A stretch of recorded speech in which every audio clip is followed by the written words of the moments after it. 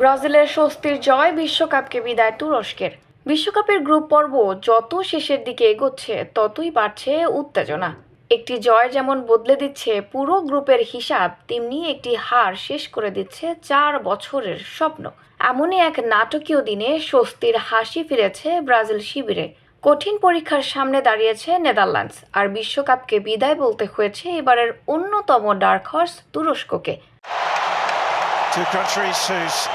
প্রথম ম্যাচে মরক্কোর বিপক্ষে ড্র করার পর সমালোচনার মুখে পড়েছিল 5বারের বিশ্ব চ্যাম্পিয়ন ব্রাজিল। নকআউট পর্বে ওঠার পথও হয়ে উঠেছিল কঠিন। তাই হাইতির বিপক্ষে ম্যাচটি ছিল সেলেসাওদের জন্য বাঁচা মরার লড়াই। সেই চাপের ম্যাচেই নিজেদের আসল রূপ দেখিয়েছে কার্লো আনচেলত্তির দল। ম্যাচের 19তম মিনিটে ভিনিসিয়াস জুনিয়রের দারুণ পাস থেকে গোল করে ব্রাজিলকে এগিয়ে দেন ম্যাথিয়াস কুনিয়া। 40তম মিনিটে আবারও ভিনিসিয়াসের পাস থেকে নিজেই দ্বিতীয় গোল করেন কুনিয়া।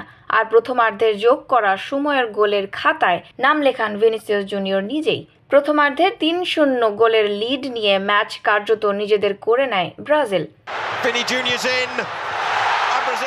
দ্বিতীয়ার্ধে আর গোল না হলেও সহজ জয় নিয়েই মাঠ ছাড়ে সেলেসাওরা। এই জয়ে 4 পয়েন্ট নিয়ে আবারও নকআউটের দৌড়ে শক্ত অবস্থানে ফিরেছে ব্রাজিল। তবে গ্রুপ চ্যাম্পিয়ন হতে হলে শেষ ম্যাচে স্কটল্যান্ডের বিপক্ষেও ভালো ফল করতে হবে।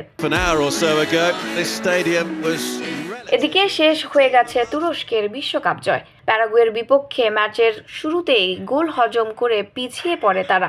এরপর পুরো ম্যাচ জুড়ে একের পর এক আক্রমণ, অসংখ্য সুযোগ, কিন্তু গোল আর পাওয়া হয়নি। শেষ বাঁশি বাজতেই হতাশায় মাঠে বসে পড়েন অধিনায়ক হাকান চ্যালহানওগলু। চোখের জল লুকাতে পারেননি গোলরক্ষক উগুরজান চাকির এবং ডিফেন্ডার মেট মুলদুরও। সেই দৃশ্য যেন মনে করিয়ে দেয় বিশ্বকাপ শুধু জয় পরাজয়ের গল্প নয়, এটি ভাঙা স্বপ্নেরও নাম। দুই ম্যাচ শেষে গ্রুপ এ থেকে ডি সবখানেই শেষ রাউন্ডের আগে জমে উঠেছে সমীকরণের লড়াই। ব্রাজিল ও মরক্কো সুবিধাজনক অবস্থানে থাকলেও শেষ ম্যাচেই নিশ্চিত হবে গ্রুপ সেরা। আর সামনে রয়েছে ই, এফ ও জি গ্রুপের ভাগ্য নির্ধারণী ম্যাচ। সেখানে একটি জয় খুলে দিতে পারে শেষ 16র দরজা, আর একটি হার মুহূর্তেই শেষ করে দিতে পারে বিশ্বকাপের স্বপ্ন। 10 men held on for victory. Turkey